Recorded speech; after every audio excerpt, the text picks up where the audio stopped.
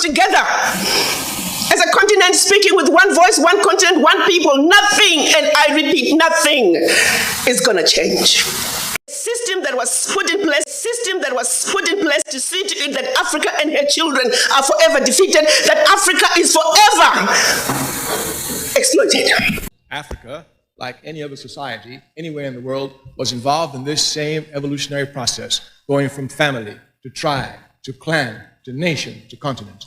This evolutionary process was interrupted by European imperialism. Europe everywhere speaks of European continental unity. Even though Europe has fought more fratricidal wars than any other continent, or all the continents put together, Europe still speaks of European continental unity. Of course, Africa will unify before Europe, but that's not the point of discussion here this evening. The fact that Europe, with all the fratricidal wars she has fought, can speak of continental unity shows this evolutionary process. It came in two forms, slavery and colonialism. First, they took over 300 million, the strongest, out of Africa, and then they divided Africa at the Berlin Conference. And then they divided Africa at the Berlin Conference. And then they divided Africa at the Berlin Conference. It was all by design. 1884.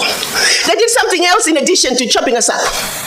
They also set out to make the African believe that everything African was bad and undesirable, and everything Western, particularly French and British, was more desirable.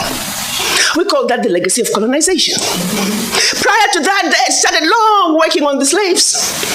Make them think everything about them, forget anything about Africa. Where you come from is a horrible place, diseased and dying people, constantly at war with themselves, uncivilized. Cut out any communications with them. You need to just know what we tell you. And we call that the legacy of slavery. So that's where you look at where we are today. 135 years later, a system that was put in place to see to it that Africa and her children are forever defeated, that Africa is forever exploited. So you can see that Africa herself was moving on this evolutionary process. This evolutionary process, which would lead to continental unity, and Africa will still be the first continent unified, was interrupted by European capitalism. Since it was interrupted by European capitalism, an evolutionary process, the only way that Africa can unite today is through a revolutionary process aiming at a socialist economy. If capitalism destroyed us, it doesn't make sense to use capitalism to continue with it. We must use the antithesis of capitalism, which of course is socialism. And certainly if an evolutionary process has been interrupted, the only way we can capture the time lost is through a revolutionary process. We state these facts only to let you know that those of us who are revolutionary, Pan-Africanists, is not because we love revolution. It is historically determined, and we have no alternative but to follow history and to use history for the benefit of our people. System that was put in place to see to it that Africa and her children are forever defeated, that Africa is forever exploited, remains in place today, alive and well. And we sit here and we ask ourselves, why isn't Africa moving forward? Why does Africa continue to be taken advantage of? Well, I'll tell you why, very simply. Until Africa comes together as a continent speaking with one voice, one continent, one people, nothing, and I repeat, nothing is going to change. So this then is the general outlines of Pan-Africanism. So you must not think that Africanism just began. Had Africa been left untrampled by European imperialism, we'd have a long time achieved continental unity.